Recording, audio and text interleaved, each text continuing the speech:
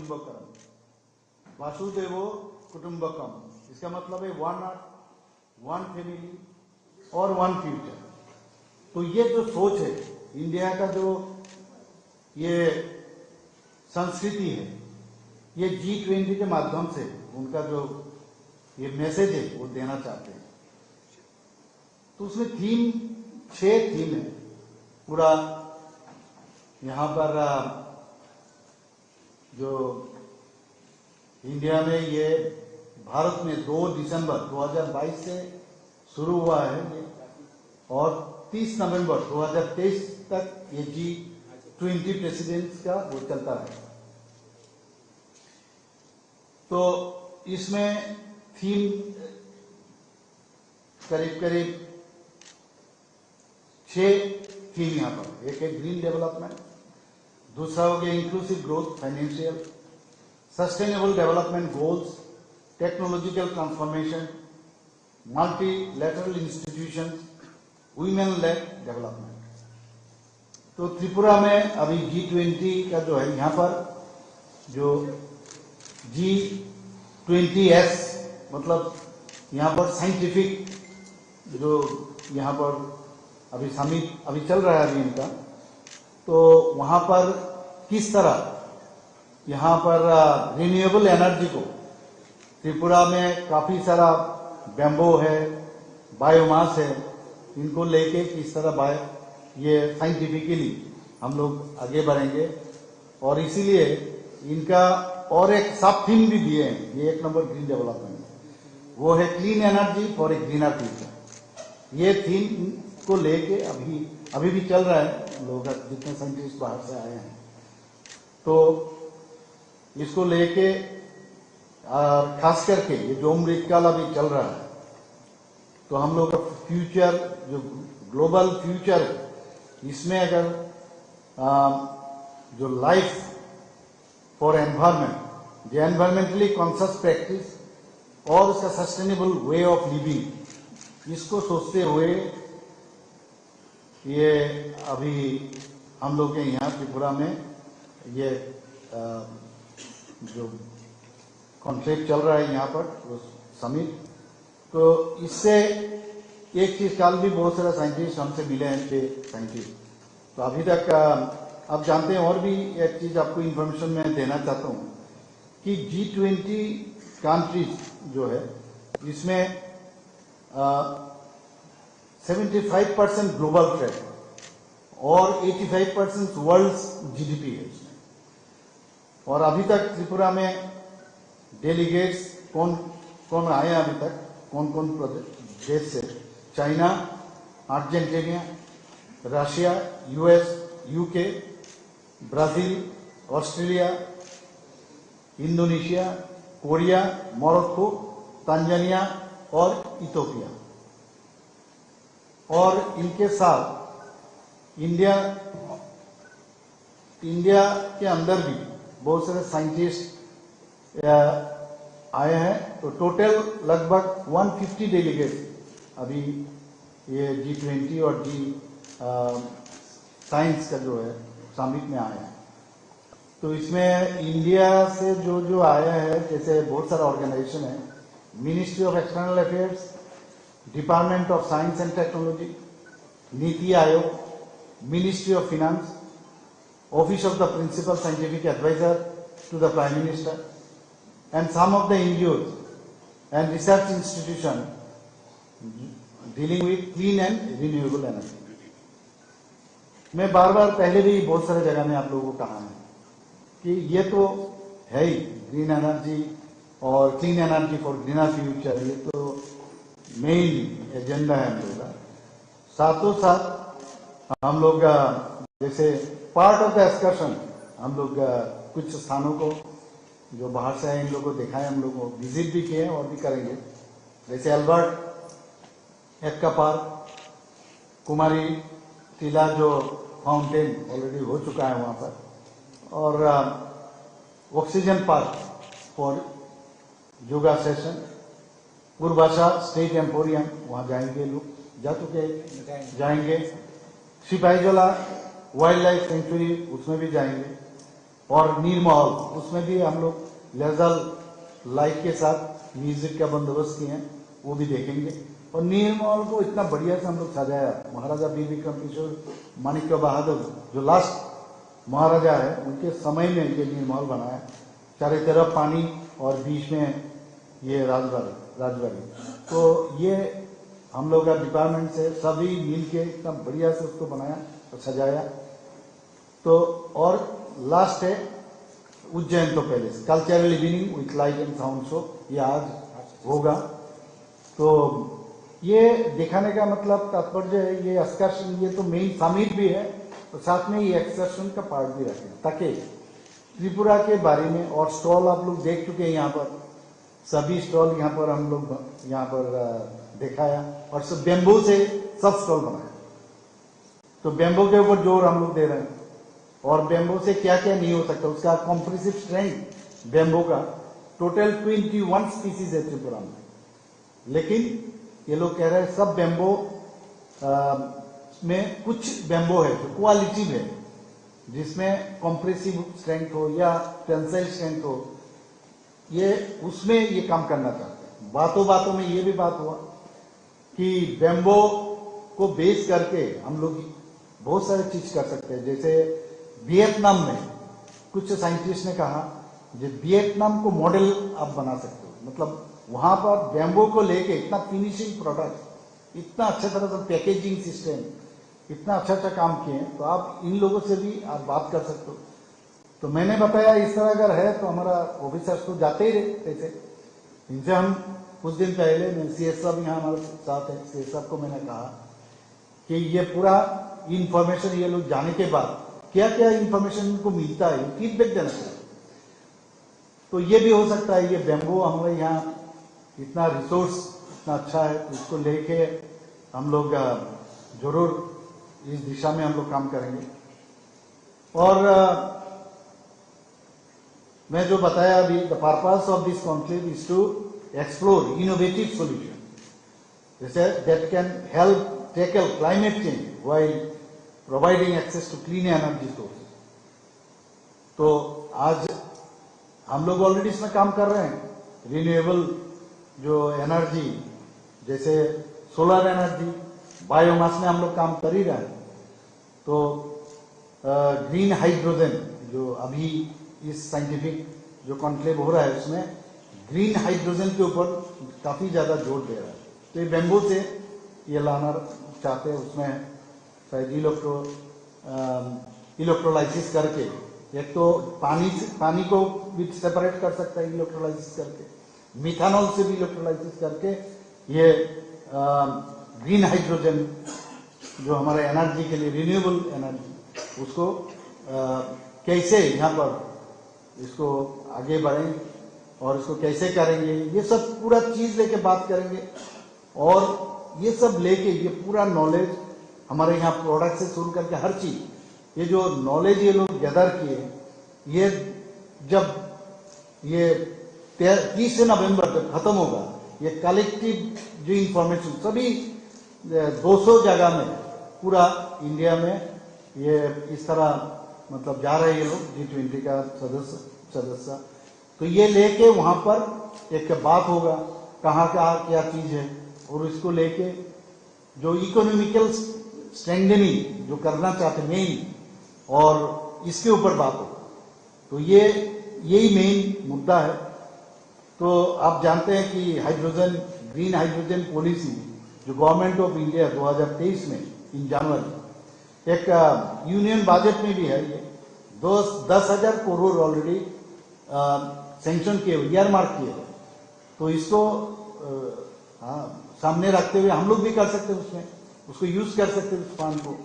तो इसीलिए त्रिपुरा में इतना रिसोर्स हम लोग के पास है बेम्बो, इसको लेके हम लोग generating green hydrogen from bamboo, ये हम लोग सोच रहे हैं, ये जरूर करेंगे, हम लोग प्लानिंग है। और अब देखिए हमने ऑलरेडी कहा कि हम लोग सोलर एनर्जी पर ऑलरेडी, विंड एनर्जी हम लोग के पास बहुत समस्या है, विंड एनर्जी यहाँ पर फिजिबल नहीं है। इसीलिए सोलर एनर्जी के ऊपर हम लोग काम कर रहे हैं। ऑलरेडी 107 मेगावाट जो टोटल हम लोग का जनरेट हम लोग मिल रहा है, उसमें मैंने 107 मेगावाट हम लोग अपना ये एनर्जी जनरेट कर रहे हैं, पावर एनर्जी। उसमें 10 मेगावाट खाली सोलर एनर्जी से हम लोग मिल रहा है। तो ये काम हम लोग कर रहे हैं। 18 माइक्रो ग्रिड स्टेशन हम लोग रिमोट एरिया में जहां पर इलेक्ट्रिसिटी पहुंच नहीं सकते वहां पर ऑलरेडी हम लोग बेच चुके हैं। वहां पर काफी फायदा हो रहा है। और total 274 micro grid stations are in the pipeline. तो इसका मतलब है इसमें भी हम लोग ज्यादा काम कर रहे हैं। और डुम्बुर प्रोजेक्ट, डुम्बुर एरिया में भी हम लोग सोलर एनर्जी को लेके काम वहां पर भी काम चल रहा है। तो 2500 families have been covered under biomass programme. ये भी हम लोग ऑलरेडी कर चुके हैं। रिन्यूएबल एनर्जी लेके जो अभी यहाँ पर साइंटिफिक सेशन चल रहा है, ऑलरेडी 2 चीज को लेके हम लोग आगे बढ़ चुके हैं। लेकिन अभी ये ग्रीन हाइड्रोजन जो बेम्बो से, ये मेन मुद्दा है। और आने वाले दिन जरूर इसमें हम लोग इन्वेस्टर भी आएंगे गवर्नमेंट की तरफ से, और हम भी त्रिपुरा गवर्नमेंट के थ्रू से भी ये लोग काम करेंगे। 2500 फैमिलीज ये बायोमास में तो हो गया, और 3000 families will be covered under biomass programme. यही मतलब हम लोग का ये G20 का जो फायदा प्रधानमंत्री जी का कारण हमको मिला है। और मैंने बहुत सारा जगह में ये भी कहा, त्रिपुरा इंडिया में किस जगह में है, बहुत लोग इंडिया में भी बहुत लोग नहीं जानते। आप तो पूरा वर्ल्ड में त्रिपुरा कहाँ है और त्रिपुरा में क्या क्या चीज मिलता है और क्या क्या पॉसिबिलिटीज है फ्यूचर में, ये भी अभी हम लोग थोड़ा सा कोशिश किए। और जरूर ये पूरा सभी जगह ये इंफॉर्मेशन जाएगा। और बस इतना ही कहना था।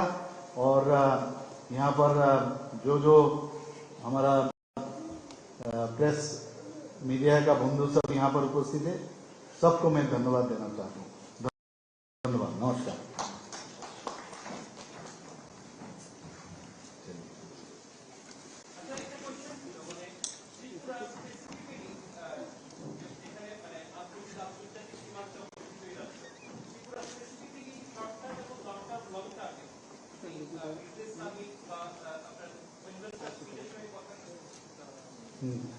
Sorry, good question. Abhi just now, I had a very good discussion with the investors. So many investors, they have come from different areas of India and from abroad also. So they are interested, and even some of them are eager to sign instantly the move.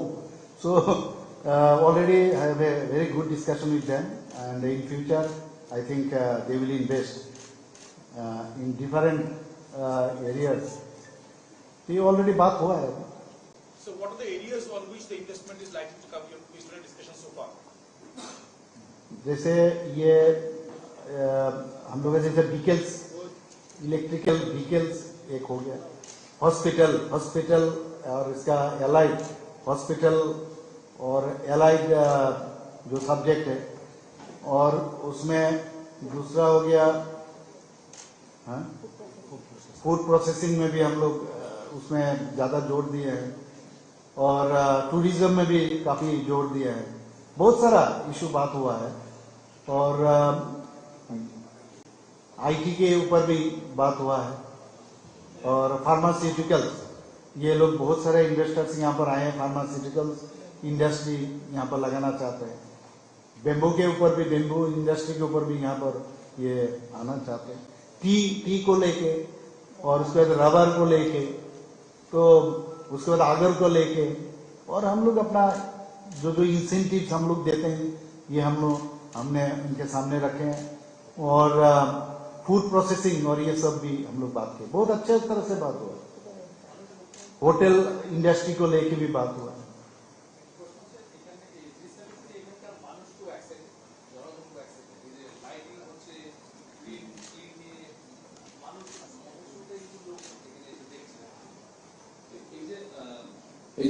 অভিজ্ঞতাটা, মানে এই যে অভিজ্ঞতা হলো আপনাদের এই এই যে সিমেন্টটা, মানে এই যে ইভেন্টটা, এইগুলো কন্টিনিউ চলবে একটা অভিজ্ঞতা, এটা কাজে লাগবে আগামী দিনে এই যে গ্রিন এবং ক্লিন বা এই যে বিষয়গুলো সামনে এসেছে।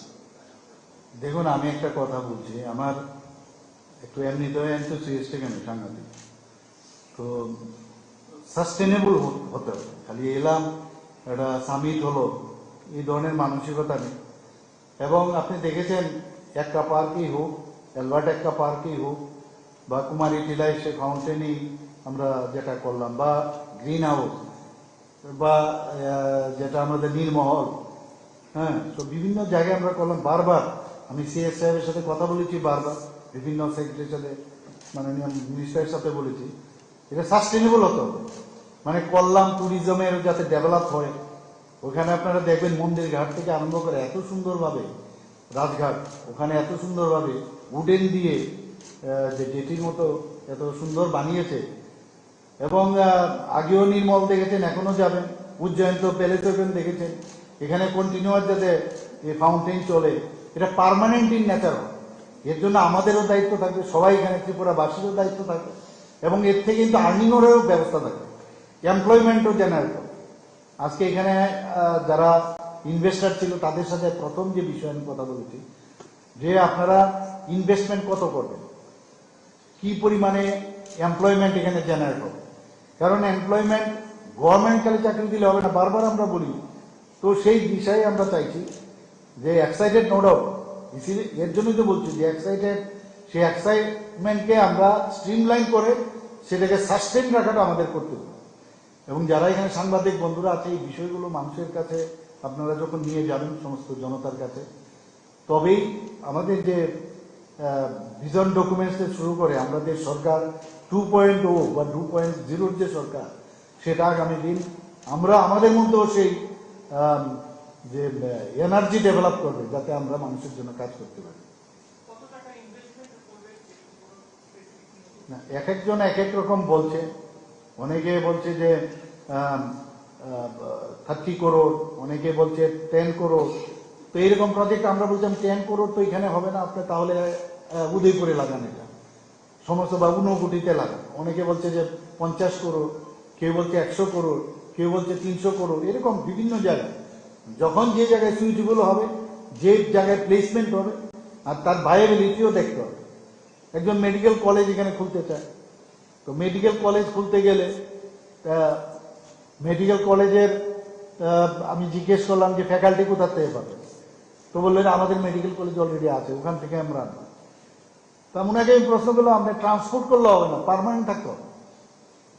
ট্রান্সপোর্ট করে এখানে যখন এনএমসি আসবে, এখানে রাখলে হবে না, কারণ আমি জানি বিষয়টা।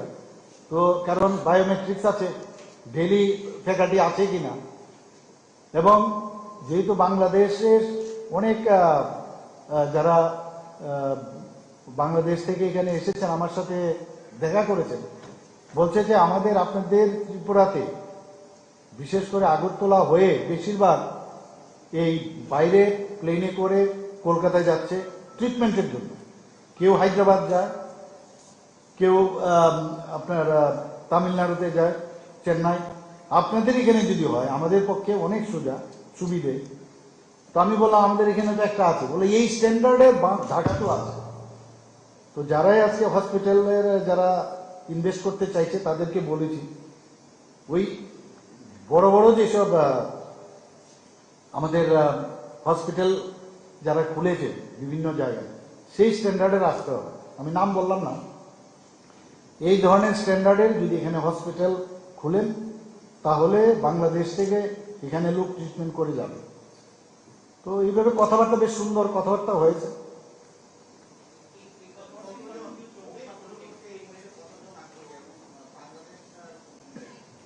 একটা group of people have come.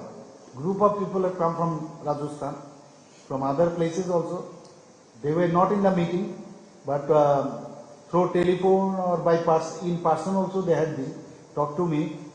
And now though we have to kickstart, clear cut. You help us to kickstart. So you spoke about green hydrogen as one of the main things you have taken from this visit so far.